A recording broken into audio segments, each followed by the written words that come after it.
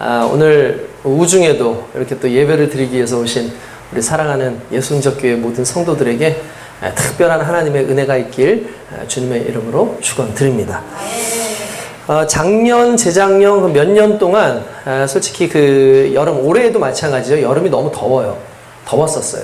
그죠? 그래서 예전에는 여러분들 아시겠지만 30도가 되면 야, 큰일 났어. 30도가 됐어. 이렇게 얘기하는데 지금은 30도는 기준이 돼버렸어요. 그냥 30도는 아무것도 아니에요. 그냥 30도 되면 좀 시원하네 오늘 날씨. 오늘 날씨 그래도 견딜만 하네. 이 정도인 것 같습니다. 웬만해서는 35도, 지난번에 그 경사는 39도 찍었다고 하니까 어마어마한 그런 더위인 거죠. 근데 이게 그냥 우리만의 문제가 아니더라고요. 전 세계적으로 지금 이 폭염 때문에 상당히 고통을 당하고 있습니다. 우리는 지금 이제 비가 왔으니까 조금 약간 서늘하고, 오늘 보니까 이제 어떤 분들은 긴 잠바를 좀 입고 오신 분들도 있고, 여전히 좀 열이 있으시고, 또 더위를 또 많이 타시는 분들은 또 짧은 반팔 입고 오시는 분들도 있습니다.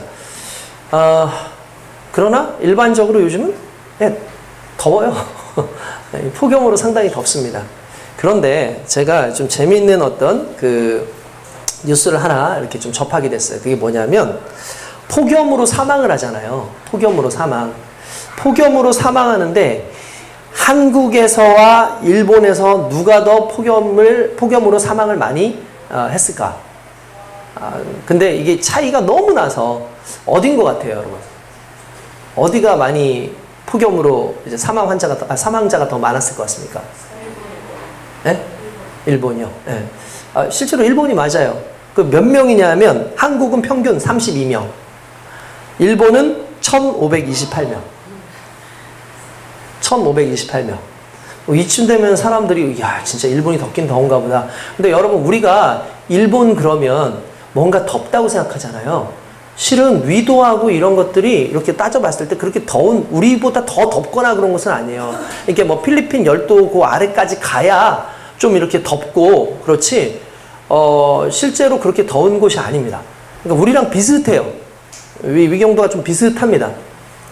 그런데도 우리나라는 32명, 일본이 1528명이 죽었다는 게 무슨 일인가. 그래서 많은 사람들이 이 얘기 딱 해주니까 일본 사람들이 예수를 안 믿어서 그런다. 이런 소리 하고 있고, 이런 소리 여러분 너무 하면 안 됩니다. 이거 자꾸 이런 소리 하면은 자꾸 우리 기독교계에 이상한 소리 자꾸 듣는 거예요. 그게 아니고 제가 살펴봤더니 이런 거더라고요. 일본 소방재난관리청에서 폭염을 일종의 재난으로 봐요. 그래서 온열 질환 사례에 대한 데이터를 수집하고 보고를 하는데, 온열 질환이 의심돼서 병원으로 이송된 숫자들을 모두 온열 질환자라고 봐요. 이해되세요? 그러니까 더위 먹고 쓰러지든 더위 때문에 얼굴이 빨개지든 뭘 하든 이런 사람들은 다 그냥 온열 환자인 거예요. 근데 우리나라는 온열 질환자라 할지라도 왔을 때에 이 사람이 심장에 문제가 있어, 또는 이 사람이 다른 부분에 문제가 있어가지고 다른 쪽에서 내장이라든지 이런 다른 쪽에서 문제가 생겼다, 그러면 혈압 쪽에서 문제가 생겼다, 그러면 분명히 온열 때문에 왔는데 온열로 치질 않는 거예요. 그러면은 뭘로 치느냐 하면 그냥 일반 다른 병에 의해서 죽은 환자처럼 취급을 하는 거예요. 그러니까 이게 무슨 이해인지 이해가 되세요? 그러니까 분류가 다른 거예요. 분류가. 그러니까 일본에서는 온열과 관련돼 가지고 누가 죽었다 그러면 전체 모두 다 온열 사망자로 치는데, 우리나라는 정말 직접적으로 온열에 의해서 뭔가 쇼크사를 막 그냥 그대로 쓰러졌다든지 그래서 죽는다든지 그래서 하지 않는 이상 온열 환자라는 말을 잘 쓰지 않는데요. 그러니까 실제로 나중에 알고 봤더니 거의 우리나라랑 일본이랑 비슷비슷하대요. 우리도 1000명 넘게 1년에 그 온열과 관련돼서 죽는다는 거예요. 그러니까 실제로 여러분, 우리나라에 옛날에 지금 미세먼지가 심각하잖아요. 미세먼지가.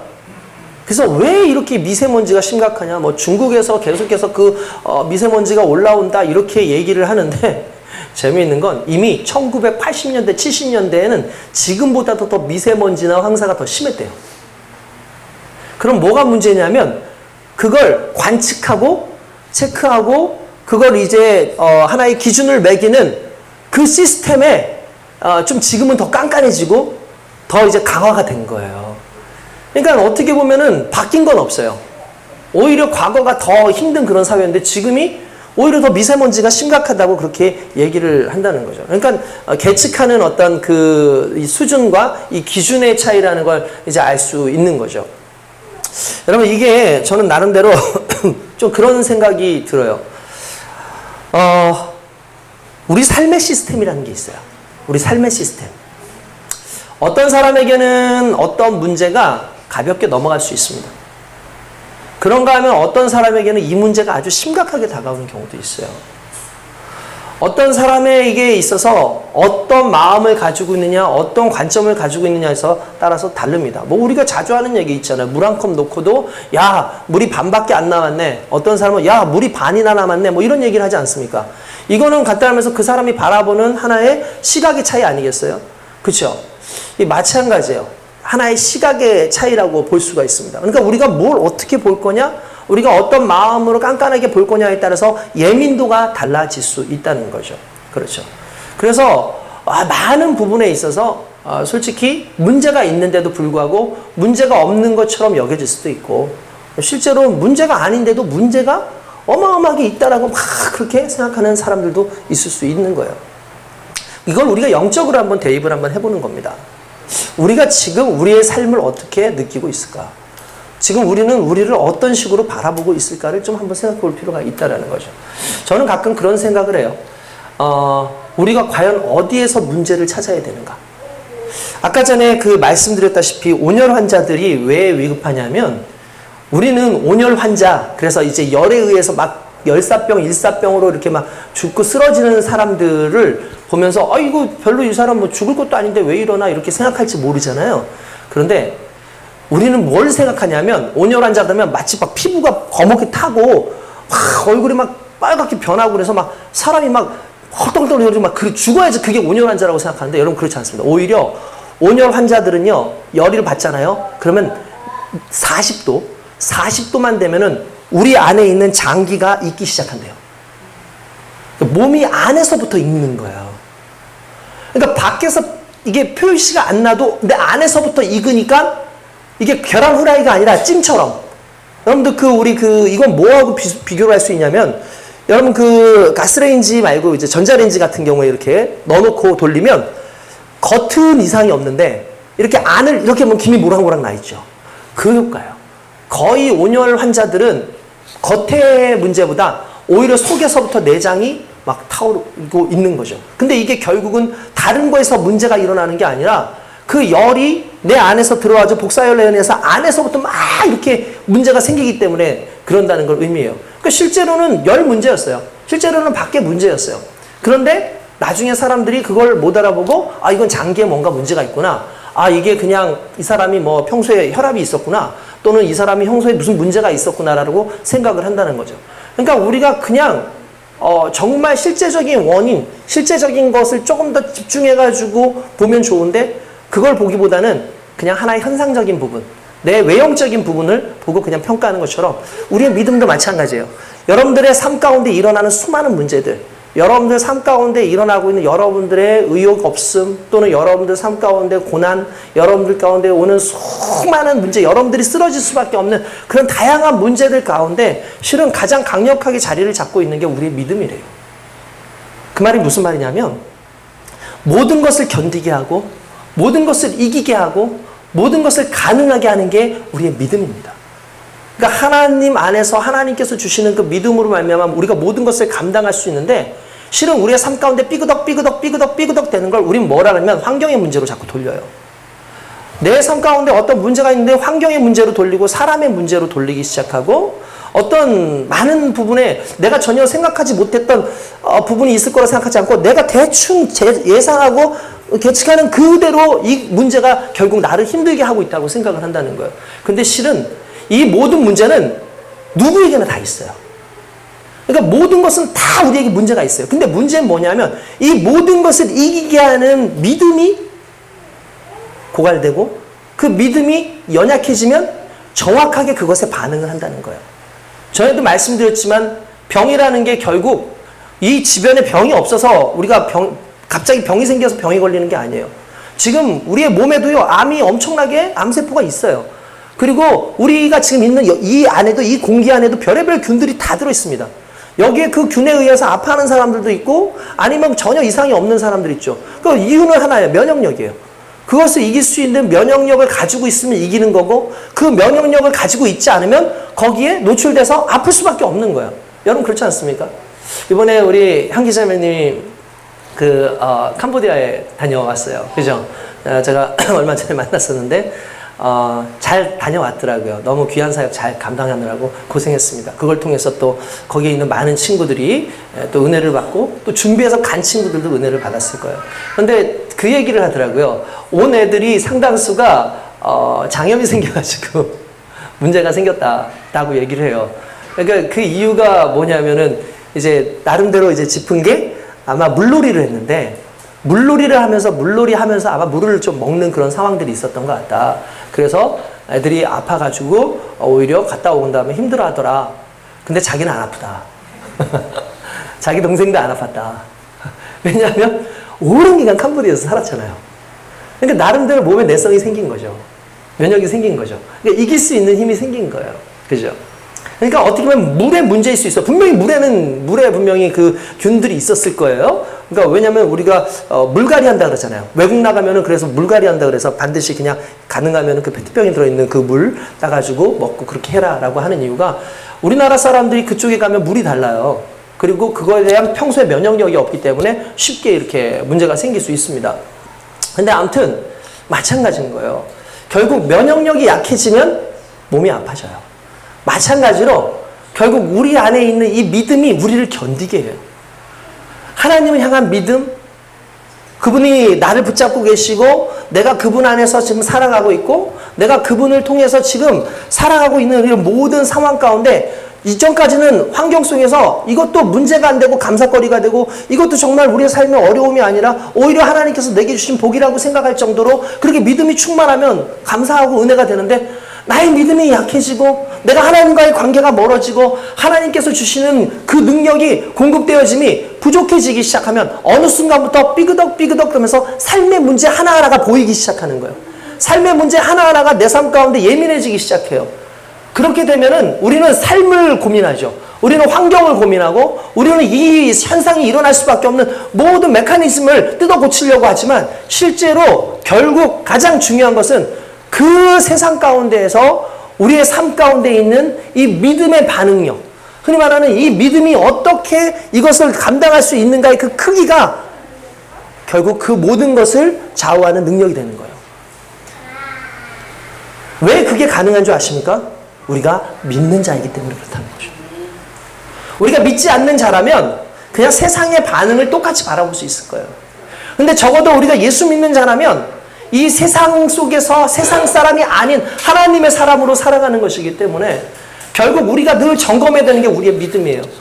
내가 세상 가운데 이 세상의 모든 것을 이길 만한 믿음의 능력이 내 안에 현재 있는가? 내가 하나님과 깊은 교제를 하고 있는가? 성령께서 내 안에서 지금도 역사하고 계시는가? 여러분, 결국 그 역사하심을 통해서 오늘 저와 여러분들에게 은혜와 능력이 나타나게 되는 줄 믿습니다. 여러분, 그래서 고난이나 어려움이 올 때면 오히려 여러분 그 고난과 어려움을 통해서 우리의 믿음이 한 단계 올라가게 되는 귀한 역사들이 많이 나타납니다. 오늘 본문에서 나오는 그 야이로의 이야기는, 회당장 야이로의 이야기는 뭐 우리 종종 아는 이야기이기 때문에 설교로도 이야기하고 그리고 재미있는 이야기로도 나옵니다. 물론 성경을 잘 모르는 친구들은 이 야이로가 누군지도 모르고 회당장이 뭔지도 몰라요, 솔직히. 회당장이라고 하는 것은 뭐냐면, 여러분들한테 전에도 말씀드렸지만 좀 더 쉽게 한번 다시 얘기하면, 이스라엘 백성들이 바벨론에게 몰락당하면서 다 끌려갑니다. 끌려가고 난 다음에 끌려간 것만이 아니라 성전도 다 무너져요. 이스라엘 백성들이 다 이곳저곳으로 흩어져 있는데, 흩어져 있다 보니까 이 사람들이 예배는 드려야 되겠고, 예배를 드려야 되는데 예배의 처소가 필요합니다. 그러니까 예배의 처소를 원래 예루살렘밖에 없었는데 어떤 일정한 공간을 만들어야 되다 보니까 이 유대교인들이 같이 모여가지고 회당을 만들어요. 회당. 마치 교회당처럼. 회당이라는 곳을 만들고 거기에 모여서 안식일이면 성경을 읽습니다. 그러면 그 성경을 읽고 거기서 나름대로 묵상을 하고 성경을 해석해주고 해서 그 안에서 흔히 말하는 지금 교회처럼 이 활동을 하는 거예요. 그걸 회당이라고 얘기를 하고 그 회당의 이제 전체 관리를 해주는 사람, 그리고 그 회당에서 가장 큰 어른이 바로 회당장입니다. 근데 그 회당장이 원래는 외부에 있었을 거 아니에요. 그 이스라엘이 하는 다른 곳에 다 흩어져서 살았으니까. 근데 이 사람들이 다시 예루살렘으로 돌아왔어요. 이스라엘로 돌아왔어요. 그럼에도 불구하고 이미 와보니까 성전은 무너져 있고 그 이후에 여러 번 건축을 하다가 헤롯에 의해서 다시 성전이 건축되어지는 그런 과정이었어요. 예수님 당시가. 다 완벽하게 건축된 건 아니에요. 건축되어지고 있었던 그 어떤 그런 때에 여전히 회당은 존재할 수밖에 없는 거죠. 왜냐하면 거기서 예배드릴 수 있는 게 한정적이니까. 또 지역 사람들은 못 오니까 아예 회당이라는 것을 만들었어요. 그러니까 이 회당이라는 건 유대인으로서 다 와야 되는 곳이고 성경을 읽어야 되는 곳이고 안식일에 와야 되는 곳인데 이 회당에 특별히 회당장이라고 하는 사람들은 일반적인 사람이 아닌 거예요. 우리로 치면 목회자 같은 그런 역할을 하는 사람들이 대부분 회당장이다라고 보면 되는 거죠. 그런데 오늘 특별한 문제가 생겼습니다. 예수님을 누군가 찾아와서 무릎을 꿇고 엎드려서 이렇게 얘기합니다. 내 딸이 죽게 되었으니 내 딸을 살려주십시오 라고 얘기를 하죠. 그런데 성경에서는 아주 친절하게 이야기합니다. 회당장 중에 하나인 야이로라 하는 사람이 왔다라고 그렇게 얘기를 해요. 회당장 중에 한 사람인 야이로라는 사람이 와서 이렇게 하더라. 실은 이 당시에 예수님과 회당 사이에 어마어마한 알력 싸움이 있었어요. 알력이라기보다도 좀 서로 부딪히는 그런 사건들이 있었습니다. 그게 안식일 문제였어요. 그러니까 안식일에 예수님께서는 안식일을 지나가다가 그냥 보리를 주워 먹기도 하고 안식일날 병자를 고치기도 하니까 이런 회당에서 일하는 사람들이 왜 안식일날 일을 하고 그러냐? 왜 안식일날 병자를 고치냐? 왜 안식일에 그런 일을 하느냐라고 그렇게 얘기하죠. 그때 예수님께서 이렇게 말씀하십니다. 내 아버지께서 일하시니 나도 일한다.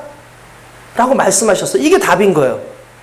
그러니까 안식일은 하나님을 통해서 진정한 안식이 있어야 되는데 어느 순간 율법이라는 것에 매여가지고 그날은 아무것도 하면 안 되는 날인 것처럼 그렇게 어떤 율법적 조항에, 아니 율법도 아니죠. 어떻게 보면 장로들의 그 유전에 의해서 정해져 있는 그런 싸움이 이 예수님과 이 회당 사이에서 일어나고 있었던 거예요.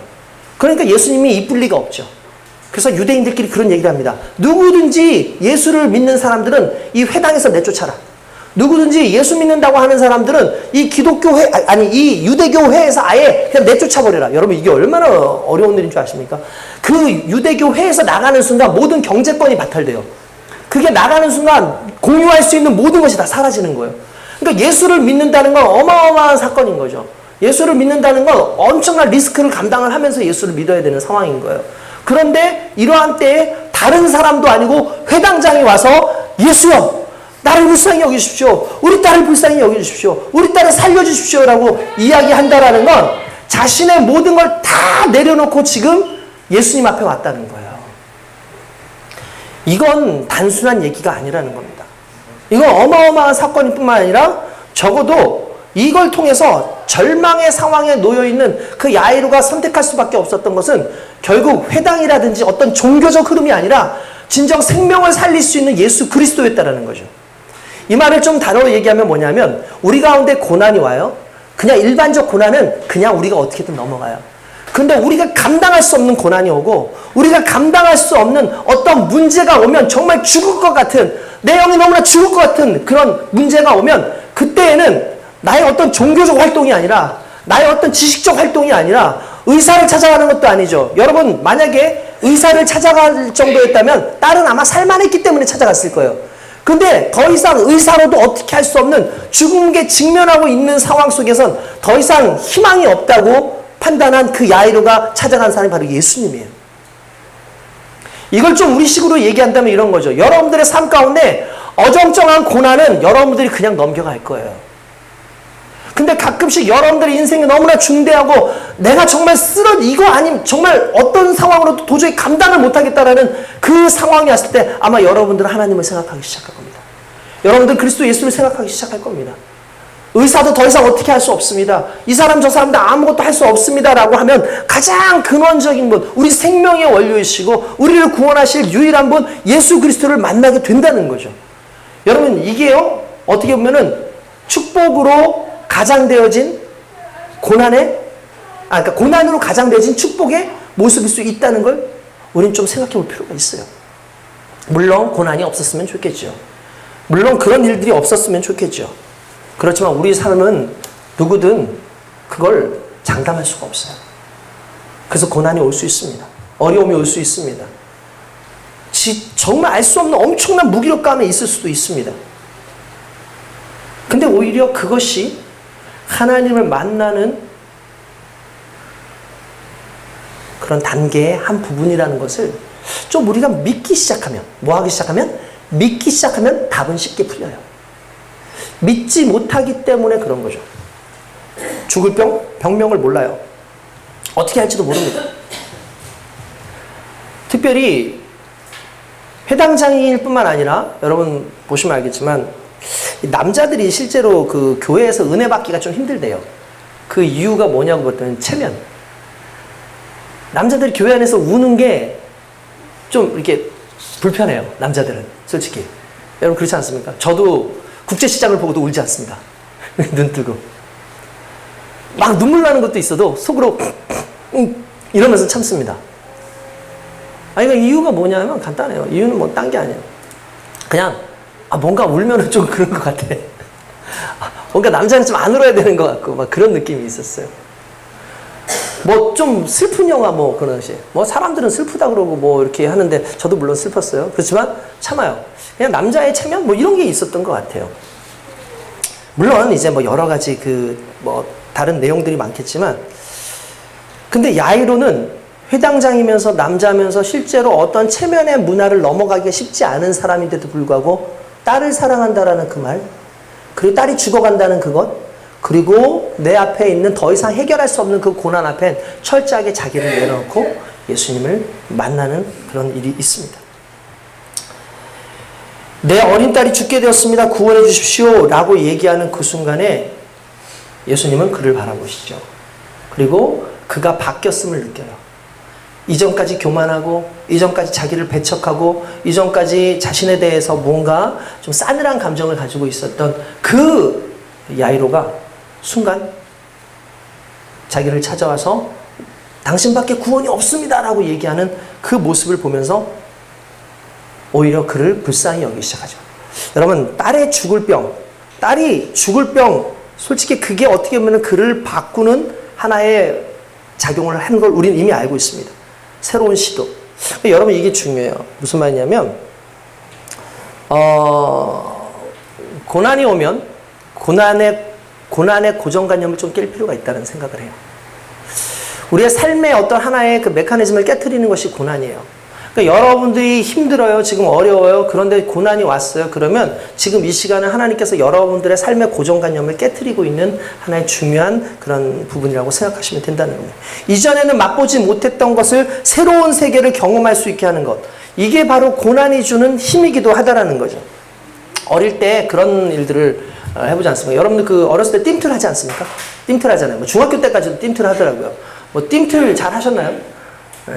저는 뭐 이렇게 띵틀을 잘 못했어요. 제가 의외로 띵틀 같은 걸 잘 못하더라고요. 왜냐하면 겁이 많았어요. 그래서 막 달려가서 띵틀을 짓다가 그냥 퉁 뛰어가지고 그냥 거기에 다 걸터앉고 내려와 그러면 네 그러고 내려가고 그랬던 것 같아요. 근데 띵틀 잘하는 애들이 있어요. 진짜 그렇죠? 우리 문지사님 띵틀 잘했다고 또 나 그러고 있는데 띵틀 막 잘하는 애들이 있어요. 띵틀 못한 애들과 잘하는 애들의 차이는 일단 두려움이 없어요. 얘네들은. 그리고 도움닫길 잘해. 띵틀은요 이렇게 어떤 애는 막 달려가서 띵틀을 딱 잡는데 앞에를 안 잡더라고요. 뒤쪽을 딱 잡더라고요. 중간 뒤쪽을 딱 잡더니 이렇게 서는 게 아니라 이런 식으로 그냥 짚더니 쭉 하고 날아가는데 쫙 하고 날아가거든요. 어마어마하게 날아가요. 바로 앞이 아니라 떠는 거예요. 야 잘한다 막 박수치고 그러잖아요. 그래서 제가 궁금했어요. 띵틀을 띄워가지고 날아가는 거하고 내가 달렸다가 점프를 딱 날아가는 거하고 어느 게 더 멀리 갈 것 같아요? 제가 뛰는 게 아니라 띵트를 짚을 때. 띵트를 짚는 그 순간에 쫙 잡고 쫙 하고 하는 순간에 이 도움을 닫으면서 쫙 밀어내는 그 힘이 어마어마하더라고요. 어마어마해요. 그 어마어마한 힘으로 쭉 날아가는데 제가 뛰는 것보다 한 2배 이상을 가더라고요. 제가 최근에 갑자기 옛날 그 생각을 하다가 팀트를 하다가 생각이 들었어요. 고난이라는 게 그런 역할을 해요. 전혀 생각지도 못했는데 그 고난이 벽처럼 느껴지죠. 아닌 것처럼 느껴지잖아요. 근데 진짜 벽 맞아요. 정말 나한테는 너무 힘든 벽이에요. 근데 내가 달려와서 그것을 짚고 쫙 날아가는 순간에 그때 그것은 더 이상 벽이 아니에요. 그건 고난이 아니에요. 나로 하여금 더 멀리 가게 하는 거죠. 그게 믿음의 영역이에요. 고난은 믿음을 더 강하게 해요. 믿음의 패턴을 바꿔요. 제가 무슨 말을 하는지 이해되십니까? 야이로의 믿음은 유대인만 바라보고 예수님이 아니라 그냥 과거의 어떤 전통이나 율법만 바라보고 있던 믿음의 형태였어요. 근데 갑자기 딸이라고 하는 딸이 죽음이라고 하는 하나의 그 장벽이 오고 고난이 왔어요. 그 순간에 그가 이 상황을 이제 난 끝났구나. 어쩔 수 없구나라고 생각을 했다면 그는 그냥 그걸로 끝났을 겁니다. 근데 그 순간에 그 고난이 믿음의 전환을 일으켜요. 그 고난이 시각의 전환을 일으켜요. 그리고 그 고난 앞에서 그는 달려가기 시작하고 짚죠. 쫙 짚은 다음에 앞으로 쭉 하고 날아가게 되는데 순간적으로 자기가 생각했던 그 이상의 놀라운 역사로 나타나게 됩니다. 나중에 우리는 이미 다 알지만 딸이 살죠. 근데 이 모든 상황 가운데 필요했던 건 믿음의 전환이었어요. 야이로를 누가 믿음에서 전환할 수 있겠습니까? 여러분들이 지금 과학적으로든 아니면 의사라든지 수많은 문명의 세계 속에서 여러분들을 지배하고 있는 것들이 있을 텐데 여러분들이 그런 걸 더 의지하지 하나님 더 의지할 것 같습니까? 여러분들이 그런 거 더 따르지 여러분들이 예수 그리스도에게 기도하는 걸 더 의지할 것 같습니다. 아닙니다. 여러분들 그렇게 안 할 겁니다. 그냥 하나님의 은혜를 생각하는 것보다 그냥 내가 어떻게든 알아서 그런 거 유명한 사람들 찾든지 뭐 이런 거 해가지고 다 알아서 하려고 할 거예요. 믿음의 전환이 없어요. 그런데 진정 여러분들의 삶 가운데 정말 위기가 오고 어려움이 오면 그 순간에 하나님이 보여요. 하나님밖에 없다는 걸 믿게 돼요. 그러면 그때 믿음의 전환이 오는데 놀랍게도 그 믿음의 전환이 오면서 고난으로 보는 것이 아니라 고난을 띵틀로 여긴다는 거죠. 쭉 하고 앞으로 쫙 날아가. 고난이 두려워서 고난 위에 그냥 걸터 앉아가지고 이거 실패했네 이게 아니라 달려가서 그 고난을 짚고 에잇 하는 그 순간에 내가 갈 수 있는 비거리보다도 더 먼 비거리를 도움닫기를 갈 수 있는 그 믿음의 전환점이 결국 우리 삶 가운데 있는 고난이라는 걸 좀 생각하셨으면 좋겠습니다. 여러분들 삶 가운데 고난이 있다면 여러분들의 면역력, 믿음의 면역력, 여러분들의 삶의 어떤 시선의 이 방향을 바꿔주시는 하나님의 은혜라고 믿으시 주님의 이름으로 축원드립니다. 우리 예수 믿는 사람들 대부분 그냥 안 믿잖아요. 다 간증 들어보세요. 자기 믿을 사람이 아니었는데 정말 예수 믿을 사람이 아니었는데 생각지 못하게 예수를 믿었다고 하는 사람들이 정말 많아요. 그런 사람들은 달라요. 그냥 우리 교회에 그냥 나와가지고 어떻게 전도함 받아가지고 그냥 앉아있다가 가는 사람들은 물론 시간이 걸리지만 예수를 믿죠. 그런데 그런 사람들은 갑작스럽게 하나님 막 경험한 사람들은 놀랍게도 그냥 시선의 변경이 있고 믿음이 그냥 확 그냥 커버리는 그런 막 역사들이 막 일어나요. 정말 그럴 때면 야 이거 참 복이다. 이것도 참 복이다라는 생각이죠. 고난이 복일 수 있는 것은 고난 앞에 나의 무기력함을 배우는 겁니다. 내가 더 이상 아무것도 할 수 없다는 걸 알게 돼요. 그리고 이 부분은 하나님께 맡겨야 된다는 걸 느끼기 시작하는 거죠. 오늘 그 은혜가 저와 여러분들에게 있기를 원합니다. 그래서 여러분들에게 작은 고난 하나도 하나님을 만나게 하는 큰 고난처럼 느껴질 수 있기를 원합니다. 그래서 하나님을 찾는 저와 여러분들 되시길 주님의 이름으로 축원드립니다.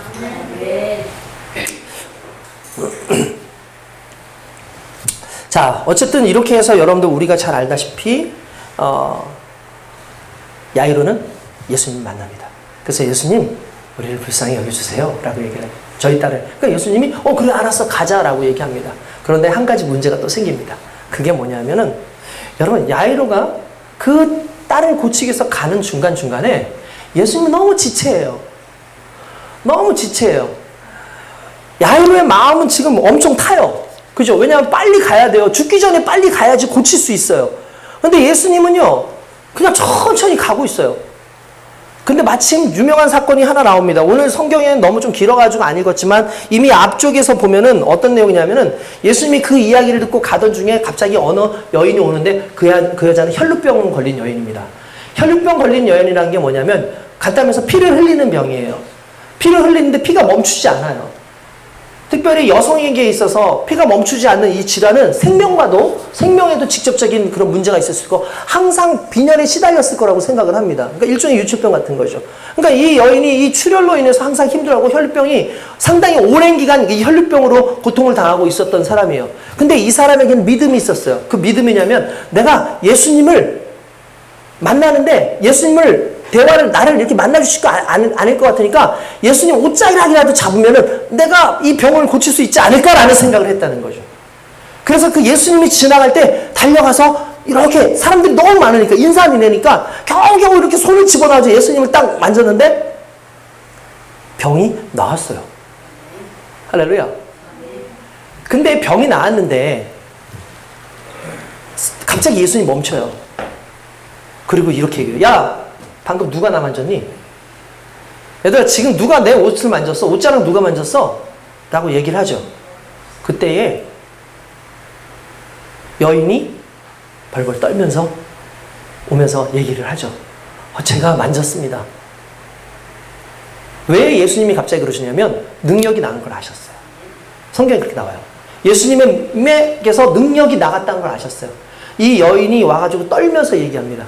그러면서 예수님한테 이렇게 얘기하니까 예수님이 그 여인을 보면서 뭐라면 여인아 안심해라. 네 믿음이 너를 구원하였다. 할렐루야. 네 믿음이 너를 구원하였다. 라고 얘기를 합니다. 벌벌벌 떨며 예수님 앞에 나왔는데 네 믿음이 너를 구원하였다. 라고 얘기를 한다는 거죠. 근데 이걸 보고 있는 우리는 너무나 좋은데 사람들은 와 하고 대단하다고 생각하고 있는데 열받는 한 사람이 있겠죠. 누구예요? 야이로예요. 야이로는 화가 나요.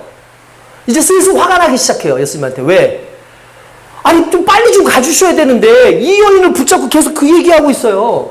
너 일로 와봐. 아마 여러분 이 여인이 그러고 나서 저 뒤로 갔을 테니까 그 여인은 불러오는 시간도 상당히 있었을 거예요. 야 데리고 와봐. 그 여인이 앞에 왔습니다. 얘기하고 대화하는 시간 제가 보기에는 거기에 적어도 한 30분 이상은 소요됐을 거라고 생각해요. 왜냐하면 예수님께서 그냥 성경에는 네 믿음이 너를 구원하였다라고 얘기했겠지만 그렇게 나오지만 실제로 아마 예수님께서 그 여인에게 대화를 하시고 축복 기도도 아마 해주셨을 것이고 많은 사람들한테 보았느냐 이러한 믿음을 가지고 된다고 분명히 그 얘기를 하면 적어도 1시간 이상 걸리지 않았을까라는 그런 생각을 해봅니다.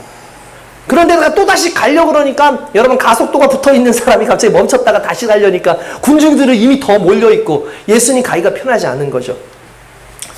짜증나 있는 그때 기다리고 있는 그때 얼마나 짜증이 나겠습니까? 그때 한 사람이 다가옵니다. 사람이 달라요. 집에서 달려왔어요. 회장님, 당신 딸이 죽었어. 더 이상 예수님을 귀찮게 하지 말고 힘들게 하지 마시오. 라고 얘기합니다.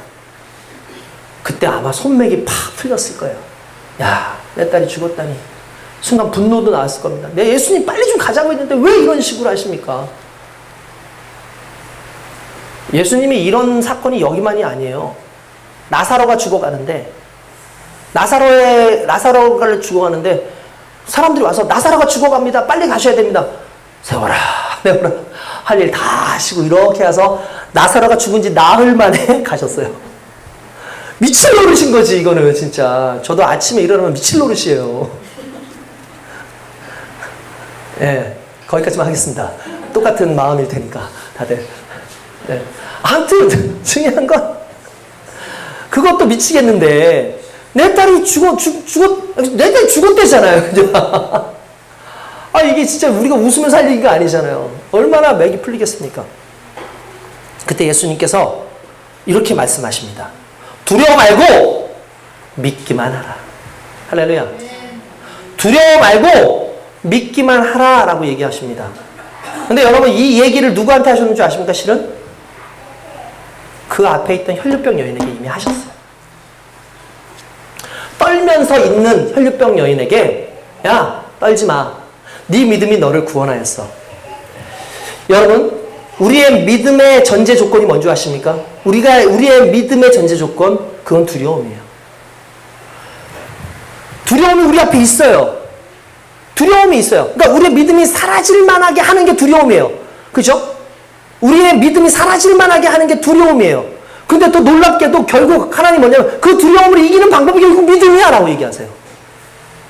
그러니까 여러분 우리가 두렵잖아요. 우리를 두렵게 하는 것들이 얼마나 많습니까? 겁나게 하는 것들이 얼마나 많습니까? 그런데 두렵게 하고 겁나게 하는 그 수많은 것들 가운데서 하나님께서, 예수님께서 뭐냐면 두려워? 그 두려움을 사라지게, 두려움이 있어서 믿음이 사라져가는데 오히려 뭐라고 하면 그 두려워하지 말고 믿기만 해 라는 거죠. 여러분 이 단어가 주는 의미 뭔지 아십니까? 우리 인생의 모습이에요. 우린 두려움도 있고 믿음도 있어요. 우린 두려움도 있고 믿음도 있어요. 우리는 하나님을 항상 믿는다면서도 항상 두려움 속에 살아가요. 우리는 하나님을 믿는다면서도 항상 두려움이 존재해요. 항상 믿는다고 하면서도 하나님께서 알아서 해주실 것이라고 하면서도 여전히 내 삶 가운데 일어나는 수많은 문제에 대한 두려움과 공포가 있어요.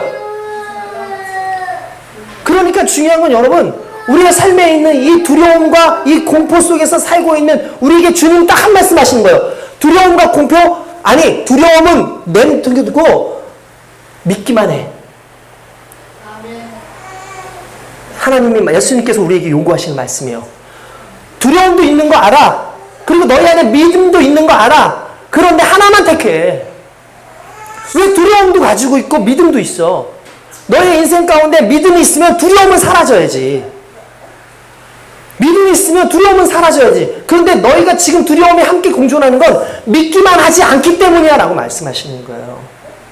오늘 우리의 삶이 그렇습니다. 여러분 솔직히 많이 두렵잖아요. 근데 여러분 믿음이 없어서 두려운 거예요? 현상적으로? 아니에요. 믿음은 있지만 여전히 세상이 두려워요. 믿음이 있지만 무엇이 가장 두려운 줄 아십니까? 나 자신이 두려운 거예요. 내가 감당할 수 없다는 것이. 그래서 주님은 그러죠. 너를 믿으라는 게 아니야. 나를 믿기만 하라고. 이게 오늘 야이로에게 하셨던 말씀인 거예요.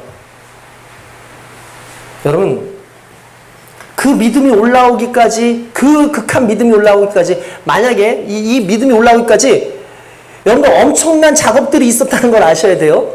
만약에 예수님께서 직접 그냥 가셔가지고 자, 딸 어디 보자. 아이고 기도해줬어요. 나았어요. 물론 나았으니까 예수를 믿긴 하겠죠. 근데 죽었어요. 예수님 더 이상 어떻게 할 수 없을 거라고 생각했을 거예요. 근데 기도했어요. 소녀야 일어나라 하는 순간에 아이가 숨을 쉬어요. 믿음의 질이 바뀌어요. 의사 예수님에서 죽은 자를 살리신 예수님으로 바뀌어요. 우리의 믿음이 의사 예수님을 따르고 세상을 이기는, 그냥 세상 속에서 우리를 행복하게 하는 예수님의 믿음에서 어느 순간에 우리의 생명까지도, 우리의 죽음의 문제까지도 해결하시는 주님의 믿음으로 변화되는 거예요. 우리 주님에게 있어서 이 기다림은 그런 의미가 있어요. 그냥 이 순간에 나아지면 좋겠죠. 그런데 중요한 건 그 기대가 무너졌는데 그 기대 이면에 있는, 인간은 더 이상 할 수 없는 그 하나님을 만나게 하시는 놀라운 역사가 그 안에 있는 거예요. 그 믿음으로 가게 하는 역사가 기다림 속에서 나타나는 겁니다. 할렐루야. 여러분 기다림은요 내 영역이 아니라 하나님의 영역입니다. 기다림은 내 시간이 하나님의 시간으로 바뀌게 하는 시간이에요. 그리고 그걸 우린 인내라고 얘기합니다. 우린 신뢰가 있어야 돼요. 우린 때때로 끝났다고 생각하는데, 끝났다고 생각하고 믿음을 내버리는 순간 우리는 하나님을 신뢰하지 않은 거예요. 이게 안전이 끝났다고 할지라도 하나님께서는 새롭게 시작하신 무언가가 있다는 그 사실 앞에 우리가 하나님을 전적으로 신뢰할 수 있다는 거, 결국 그게 믿음이라는 거죠. 오늘 저와 여러분들이 그렇게 되어지기를 원합니다. 크리스찬의 믿음은요, 그 뜻을 믿는 거예요. 주의 말씀을 믿는 거예요. 여러분 기다리다가 힘들 때도 있죠, 실제로. 근데 그 기다림을 통해서, 정말 답답함을 통해서 일어나는 역사들도 있어요. 최근에 우리 박찬열 목사님이라고 제가 너무나 사랑하는 후배 목사님인데, 그 목사님이 캐나다에 아울리치를 갔어요. 간 이유가 간단해요. 뭐냐 하면 그 캐나다에 지금 아프가니스탄에서 수많은 사람들이 이제 망명 신청을 해가지고 가지 않습니까? 그러니까 난민 지위를 얻어서 거기 온 거예요. 난민 지위를 얻어서. 그런데 오랜 기간 이 아프가니스탄 사람들을 선교해 왔던 선교사님이 계신데요. 그래서 그들을 끌어안고 그들을 한 몇 년간 계속해서 이렇게 돌보시는 그런 선교사님이 있어서 그분이 그분들을 위해 가지고 그날 이렇게 선교 여행을 간 거예요. 그렇게. 그래서 그 목사님이 이렇게 요즘에 여러분 못 보셨을 것 같은데 이게 턱수염이 이렇게 있어요. 수염을 기른 이유가 뭐냐면 이 수염을 1년 넘게 길렀어요. 이유는 간단해요. 수염 기르는 이유가 그 목사님이 아프가니스탄 사람들이 수염을 길러요, 아래를. 그 사람들한테 캐나다에 가기 위해서 1년 동안 그걸 준비한 거예요. 일부러. 뭔가 친근감을 주고 그들한테 다가가기 위해서. 물론 혹자는 위에 머리가 많이 없으니까 아래쪽으로 길렀다. 이렇게 얘기하시는 분들도 있습니다. 근데 제가 보니까 제가 그분 얘기를 듣는데 목사님 제가 수염을 기르려고요. 그래요. 왜요? 그랬더니 아프가니스탄 사람들이 이 수염 기른 게 자기들 문화기 때문에 이런 사람들 좋아한대요.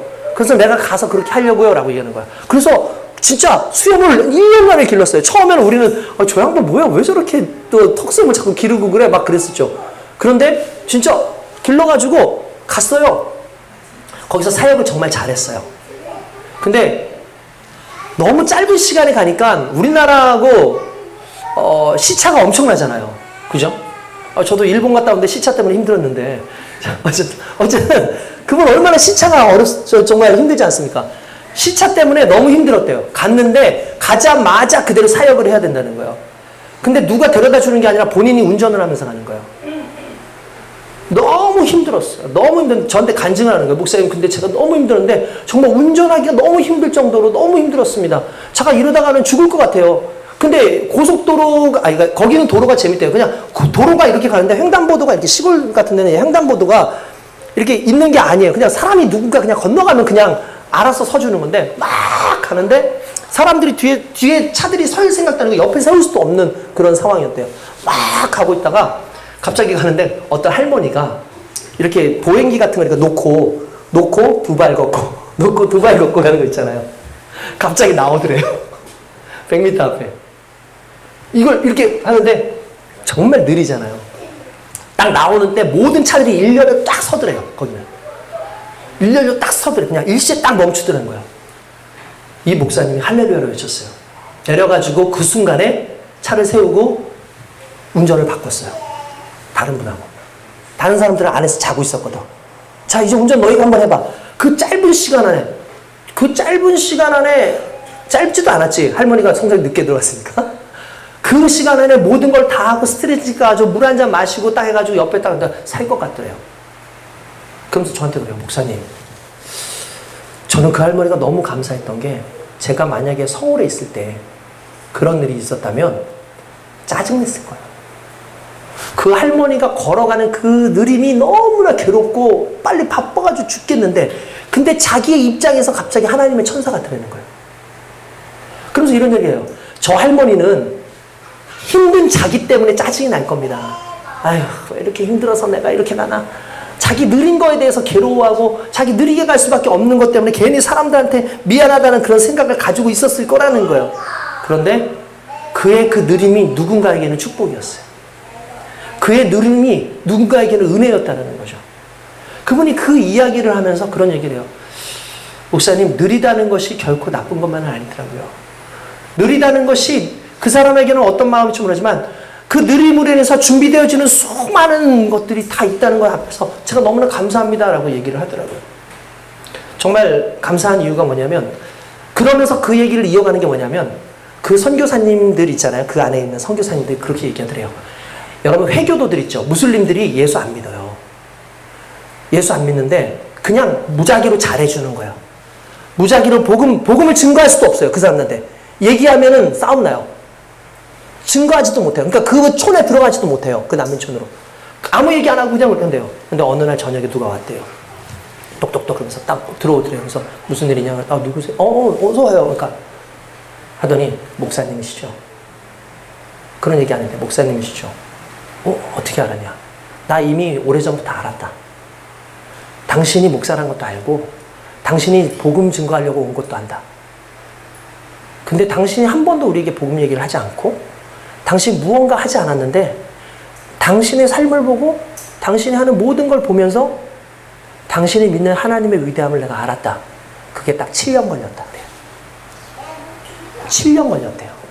그리고 내가 예수를 믿겠다고 얘기하더래요. 우리가 생각하지 못했던 거, 우리는 아니라고 생각하는 거, 우리는 느리다고 생각했던 그 모든 상황들을 하나님께서는 바꿔주셔요. 그걸 통해서 오히려 그 상황을 통해서 오히려 기다리게 하시고 기다리는 동안 믿음의 영역이 바뀌게 하시는 거예요.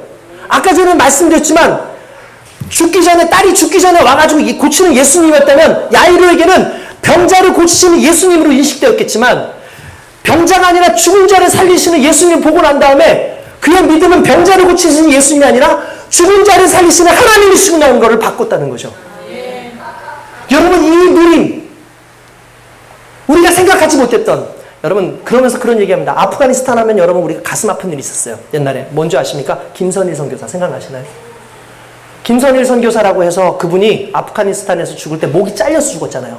그거를 영상으로 보여주잖아요. 우리 그때 샘물교회에서 막 가고 그랬을 때 우리나라 사람들 다 욕했어요. 왜 가지 말라는데 가가지고 난리냐. 왜 가지 말라는데 거기 가가지고 구태여 그렇게 하고 있느냐. 여러분 그 사람들 그냥 갔을 것 같아요? 그 사람 안 죽을 수도 있었어요. 나중에 알고 봤더니 누가 나가야 되는데 자기가 대신 나간 거예요. 거기서 죽는데 더 놀라운 일은 뭔지 아십니까? 아프간에 있던 어떤 한 형제가 얘기를 했는데요. 자기가 예수를 언제 믿은 줄 아십니까? 자기가 있는 그때 김선희를 봤대요. 그 김선희 선교사를 봤는데 이 사람들이 얼마나 나쁜 사람들이냐면 사람들을 다 데려가서 보여준대요. 보여준대요. 영상을 찍으면서도 다 모여! 동네 사람들 다 나와! 다 나오라 그런대요. 그리고 목을 자른대요. 그것도 그냥 자르는 거 아닌 거 아시죠? 칼인데 무딘 칼 가지고 베어요. 썰어요. 그 고통을 다 느끼면서 하면서 죽는 거예요. 근데 그 아프가니스탄에서 온 그 사람이 뭐냐면 제가 그때 예수를 믿었어요. 그 사람들이 공포를 주기 위해서 이렇게 막 죽인 너희들도 이렇게 될 줄 알아? 그런데 그 선교사님이 죽는 그 모습을 보는 순간에 진짜 하나님이 누군지를 알겠더래요. 갑자기. 다른 사람들은 모르겠는데 자기는 그걸 근데 놀랍게도 오히려 그 모습을 보고 예수를 믿는 거예요. 죽어가는 그 모습. 갑자기 뭐가 생각나는지 아십니까? 옛날에 원형 경기장에서 예수 믿는 사람들을 다 놓고 사자의 밥이 되고 하겠잖아요. 막 수많은 사람들이 예수 믿는 사람 다 죽였단 말이에요. 근데 중요한 건 끝나고 나니까 예수 믿는 사람 더 많아졌어요. 그 순간에 사람들이 그걸 보면서 그 사람들이 참 하나님을 위해서 목숨을 걸고 있다는 걸 알게 된 거예요. 정말 살아계신 하나님을 보는 거 그들을 믿는다는 생각에 막 경외감을 느끼면서 저 하나님을 내가 믿어야겠다면서 예수를 믿기 시작했는데 아프가니스탄의 수많은 사람들이 그때 그 김선희 선교사가 죽는 모습을 보면서 뒤늦게 들었더니 예수를 믿기 시작했다는 거예요. 우리는 말도 안 되는 이런 일 욕하면서 이렇게 했지만 하나님께서는 하나님의 방식으로 그들을 통해서 죽어가는 영혼들을 살리고 있었다라는 거예요. 그러니까 우리는 우리의 기다림, 우리의 느림 이런 것을 보면서 왜 안 이루어집니까? 왜 이런 문제가 생깁니까? 말하지만 기다림은 내 영역이 아니라 하나님의 영역이라고요. 내 시간이 하나님의 시간으로 바뀌는 그 시간이 인내를 통해서 기다려지는 거예요. 야이로가 그걸 맛본 거죠. 그 타오르는 막 너무 괴로운 그 심령 속에서 하나님을 경험한 거죠. 더 큰 가치, 더 큰 가치를 주시기 위해서 고난을 주시는 하나님. 여러분 그렇지 않습니까? 여러분 그게 쉬운 게 아니에요. 예수님께서 오셨습니다. 사람들이 다 있습니다. 그러더니 죽었습니다 하면서 막 울면서 막 해요. 예수님이 이렇게 얘기하시죠. 야 죽은 거 아니야. 아이가 잔다 라고 얘기합니다. 그랬더니 아이가 잔다라고 얘기했더니 막 사람들이 뭐 어떻게 됐어요? 한번 읽어볼까요? 자 40절 폈어요? 예, 들어가서 그들에게 이르시되 너에게 어찌하여 떠들며 우느냐 이 아이가 죽은 것이 아니라 잔다 하시니 40절 시작 그들이 비웃더라. 우린 세상에서 비웃음을 당하는 존재예요. 하나님의 말씀을 가지고 달려가면 비웃어요. 하나님의 말씀을 가지고 달려가면 비웃어요. 여러분 세상 속에서 비웃음을 당하면서까지도 그 길을 걸어가는 존재. 왜? 믿기만 하라가 있기 때문에. 너희는 믿기만 해라. 세상 사람들 비웃어 그거 신경 쓰지 마. 그건 걔네들의 입장에서 그럴 수 있어. 그러나 내가 너한테 얘기했잖아. 두려워 말고 믿기만 하라. 그 말은 무슨 말이야 그랬어요? 내 안에 두려움도 있고 믿음도 있대요. 그런데 하나님께서 말씀하시면 두려움 이제 버리고 믿기만 해. 네 안에 하나만 있었으면 좋겠어. 너가 두려움도 있고 믿음도 있는데 이왕이면 두려움은 좀 빼. 믿음만 있었으면 좋겠어. 그래야지 역사가 일어나. 그래야지 믿음의 하나님을 만나게 돼 있어 라고 얘기하는 거죠. 그렇게 하지 않고 우리는 늘 가니까 세상 사람도 비웃는 거예요. 야, 뭐 비웃죠. 안 비웃습니까? 오늘날 과학적인 이런 세계에서, 논리적인 이런 세계에서 우리가 하나님께서 역사하셨다 그러면 비웃죠. 아, 이거 말도 안 되는 소리 하고 있어. 그렇죠. 왜냐하면 그들은 그럴 수 있어요. 그러나 우리 믿는 사람들에게서 믿음이라는 건 비웃음을 감내하는 거예요. 예수님께서 다 나가 있어. 다 나가 있어. 예수님께서 예수님의 제자들 수많은 사람도 있지만 그 중에서도 베드로하고 야고보하고 요한만 데리고 들어가세요. 나머지들 왜 안 데려왔을까? 뭐 여러 가지 이야기가 있을 수 있어요. 어떤 사람은 그런 얘기를 해요. 그 사람들이 웅성웅성 됐을 거다. 예수님을 바라보는 눈이 달랐을 거다. 어쨌든 예수님께서 그들을 데리고 가서 소녀여 일어나라 달리다 쿵 하는 순간 소녀가 벌떡 일어나죠. 그러면서 그에게 먹을 것을 주죠. 마지막 이렇게 얘기해요. 아무에게도 이 얘기 하지 말아라. 아무에게도 말하지 말어. 야, 이 아이가 살았다고 얘기하지 마. 라고 얘기했어요. 이유가 뭐였을까요? 아직 예수님의 부활이 없었어요. 전에도 한번 얘기 드린 적 있었죠.